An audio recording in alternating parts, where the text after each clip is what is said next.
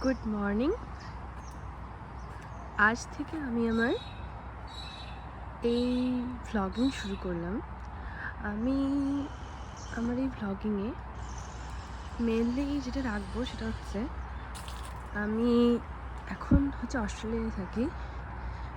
তো আমার অস্ট্রেলিয়ার প্রথম থেকে যে জার্নি ছিল শুরু থেকে সেটা কেমন ছিল ফ্রম দ্য ফার্স্ট ডে, তো সেটা আমি শেয়ার করতে চলেছি এই ভ্লগতে, যেগুলো ছোটো ছোটো গল্পের মতো হবে। কারণ আমি ওয়েস্ট বেঙ্গলের একটা গ্রামের মেয়ে, ঠিক আছে, এবং আমার কলেজ কলকাতায় ছিল, কিন্তু তারপরে আমি কখনোই ওয়েস্ট বেঙ্গলের বাইরে কোথাও পড়াশুনো করতে যাইনি, অন্য কোনো রাজ্যে বা কোথাও। তো একদম ডাইরেক্ট ওয়েস্ট বেঙ্গল থেকে একদম 7 সমুদ্র পার হয়ে অস্ট্রেলিয়া ইউনিভার্সিটিতে পড়তে আসা, এটা একদম আনএক্সপেক্টেড একটা জিনিস, ঠিক আছে। তো আজকে আমি আমার ফার্স্ট কিভাবে আমি পেলাম এবং এই জিনিসগুলো বলছি। আমি কলকাতায় একটা প্রাইভেট কলেজ থেকে ইঞ্জিনিয়ারিং পড়েছি, ঠিক আছে। তারপরে আমি আইআইটি খড়গপুরে মাস্টার ডিগ্রি করতে যাই, ঠিক আছে। তো আইআইটি খড়গপুরে মাস্টার ডিগ্রি করে নিয়েছি আমি 2017 আমি হয়ে গেছিলো, ঠিক আছে। তো আমি 17 থেকে অ্যাপ্লাই করা স্টার্ট করি বাইরে পিএইচডি করার জন্য। তো সেটা আমার একটা বাইরে আসা, বাইরে গিয়ে পড়াশুনো করা, কোথাও যদি বাইরে আমি বেড়াতে যাই তাহলে কি হয়, 10 দিন 7 দিন এরকম কেউ বেড়াতে যায় না। তো বেশি দিন ওখানকার থেকে ওখানে লাইফ কেমন, ওখানের জীবনযাত্রা কেমন, সেগুলো তো কিছু জানা যায় না। তো আমার ছোটো থেকেই একটা ছিল যে আমার এরকম মাঝে মাঝেই মনে হতো যে সাপোজ আমার গ্রিস নিয়ে খুব ফ্যান্টাসি ছিল ছোটোবেলায়, ঠিক আছে।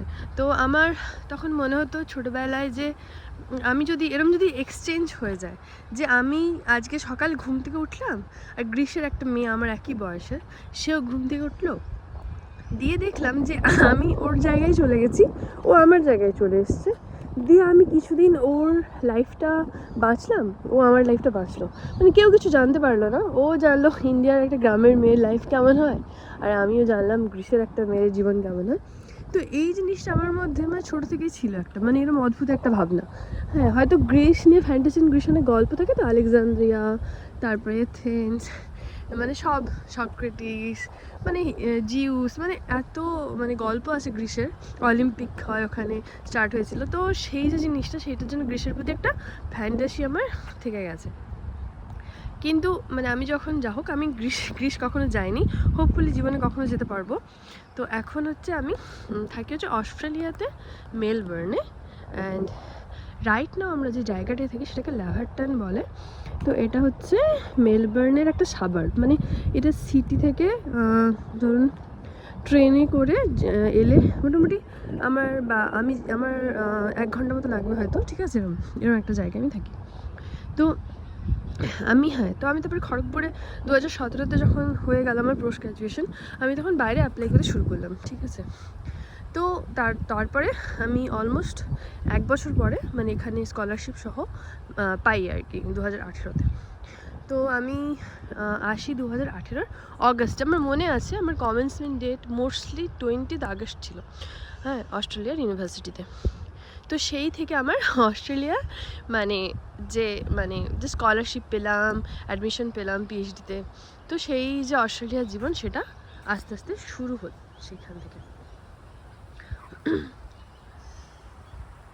তো আমি এবার আমার ওই সময়টা বলছি, যখন আমি 2017-তে অ্যাপ্লাই করছিলাম, তো তখন আমি খুবই দৃঢ় প্রতিজ্ঞ ছিলাম আর কি, আমাকে বাইরে যেতেই হবে পিএইচডি করতে, আমি ইন্ডিয়াতে করবো না।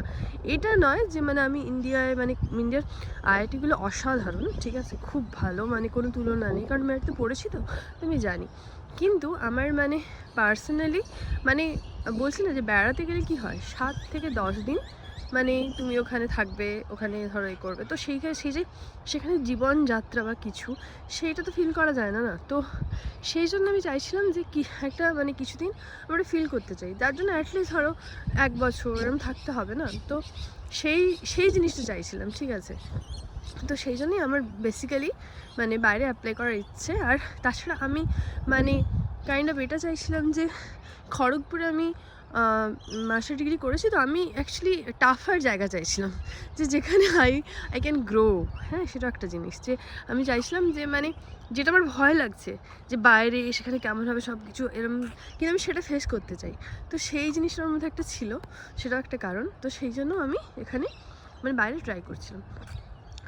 তো যাই হোক, আমার এবার আমি যখন পেয়েছি তখন ভীষণ খুশি যে ওকে আমি স্কলারশিপ পেয়ে গেছি, এবার আমি আসতে পারবো, ভিসা অ্যাপ্লিকেশন করতে হবে, এইসব করতে হবে, ঠিক আছে। তো তখন তো ভীষণ খুশি, মানে একটা ড্রিম মানে কাম ট্রু, লাইক হয় না যে নাও হতে পারতো, মানে অন্য কিছু হয়তো করতে হতো বা মনে হচ্ছিলো, বাট ভীষণ খুশি ছিলাম। এবার আমি বলছি আমার আসার দিন, ঠিক আছে। তো তার আগে অবধি তো আমার একটা জিনিস মানে বলার, যে আমার এখানে পরিচিত মানে একজন ছিল, ঠিক আছে, আরও কেউ ছিল পরিচিত যারা ইউনিভার্সিটিতে পেয়েছিল আগের, কিন্তু মানে তো সেই জন্য আমার ওরম মানে হয় না যে একটাই ছিল যে ওকে গিয়ে মানে আমার এরম নয় যে একদম একা হয়ে যাবো বা সামথিং লাইক দ্যাট, তো হয় না, তো সেইটা একটা ছিল। কিন্তু স্টিল আমার মনে আছে যখন আমার ব্যাগ সব ব্যাক হয়ে গেছে, এবার আমাদের বাড়ি তো কলকাতায় নয়, তো আমরা এবার আগের দিন এবার সেদিন সকালে আমরা হচ্ছে কলকাতায় ওখানে মানে আসবো, দিয়ে আমার ফ্লাইটটা ছিল সন্ধেবেলায়। তো ওখানে আমার মানে হয় না আমার মামা ছিল কি সেদিন, না মনে নেই, মানে ওখানে আমার কাজিন এরা না কাজিন এসেছিল, আমার দাদা থাকে কলকাতায়, তো হয় না, তো তখন আমি হচ্ছে আমার বাবা আমার দাদা আগেই চলে এসেছে, আর আমি আর মা ওই দিন সকালবেলায় কলকাতায় আসবো আর কি, আর আমার ফ্লাইটটা হচ্ছে রাতে। এবার ভোর আমার কেন কে জানি আমার কোনো ভয় হচ্ছিল না, মানে কোনো ভয় মানে আমি না খুব এক্সাইটেড ছিলাম, কারণ এটা যদি আমি 1 বছর ওয়েট করেছি অন্য কিছু মানে হয় না, মানে একটা অনিশ্চয়তার মধ্যে সেরকমভাবে অন্য কোথাও ট্রাই করিনি, ঠিক আছে।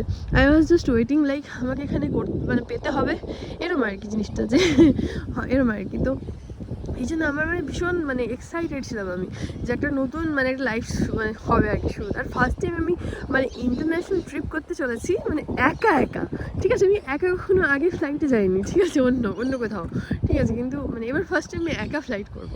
তো ইট ওয়াজ রিয়েলি এক্সাইটেড, লাইক মানে আমার একটু না ভয় লাগছিল না, আমি এক্সাইটেড ছিলাম।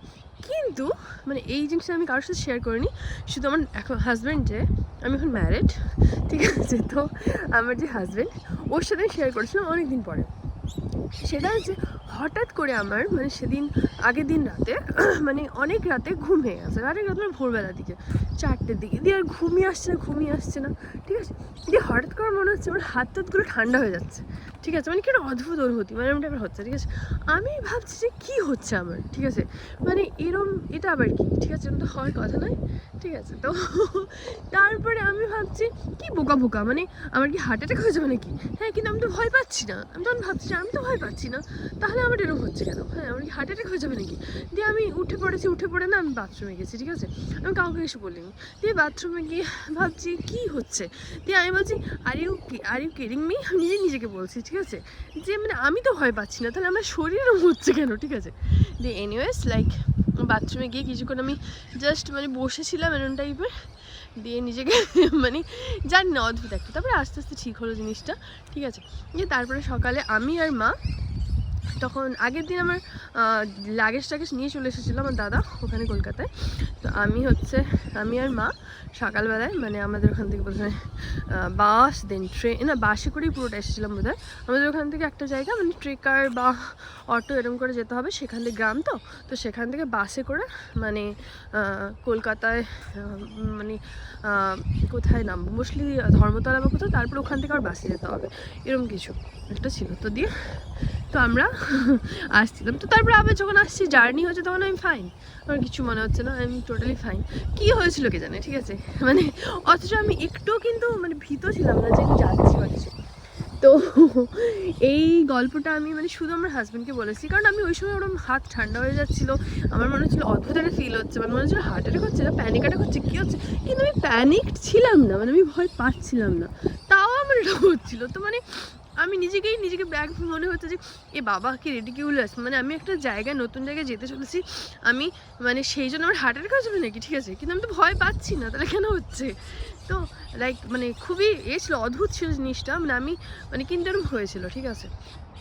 তো যাই হোক, তো দিয়ে তারপরে আমার ছিল সিঙ্গাপুর এয়ারলাইন্স, ঠিক আছে। তো আমি ওখান থেকে প্রথমে মানে সিঙ্গাপুরে নামতে হবে, তারপরে সিঙ্গাপুর থেকে চেঞ্জ করে নেক্সট ফ্লাইটে নিতে হবে মেলবোর্নে, ঠিক আছে। তো আমি হচ্ছে সিঙ্গাপুরে উঠেছি, মানে সিঙ্গাপুর ফ্লাইটে। তো আমার পাশে আরও দুটো মেয়ে ছিল আর কি, ওরা সিঙ্গাপুর যাচ্ছে, ওরা বিন্দাস মানে ভালো মজা করতে করতে সিঙ্গাপুর যাচ্ছে এরকম টাইপের, ঠিক আছে। আমার একটু লাগছিল কেমন, ঠিক আছে, ফার্স্ট টাইম মানে একা ফ্লাইটে। এবার যেটা সিঙ্গাপুরের ফ্লাইট, সেটা কি হয়েছে সেটা মানে তাতে আরেক গল্প, ঠিক আছে। আচ্ছা, সেটা কি আমি আজকে বলবো? আচ্ছা, সেটা আমি পরের দিন বলি। তাহলে আমার প্রথম যে জার্নির গল্প, যেটা শুরু হলো ফার্স্ট একটা হার্ট অ্যাটাক দিয়ে, মিনি হার্ট অ্যাটাক বা প্যানিক অ্যাটাক দিয়ে, ঠিক আছে, সেটা আমি শেয়ার করলাম, ঠিক আছে। আর আমি এখন মর্নিং টাইম, আর আমি এখন মেলবোর্নের ল্যাভারটনে থাকি, আর আমি এখন মর্নিংয়ে এই সামনে একটা না ক্রিক আছে, তো ক্রিকের সাথে একটা পার্ক আছে, তো সেই পার্কে আমি এখন একটু মর্নিং ওয়াক করতে এসেছি। আমি জেনারেলি আসি না, I am so lazy person, কিন্তু আমি আজকে এসেছি। তো জাস্ট মানে একটু শেয়ার মাই স্টোরি। ওকে, তাহলে এরপরে ফ্লাইটে কী হলো সেটা পরের ভ্লগে আমি আবার বলবো। ওকে, টাটা এখন।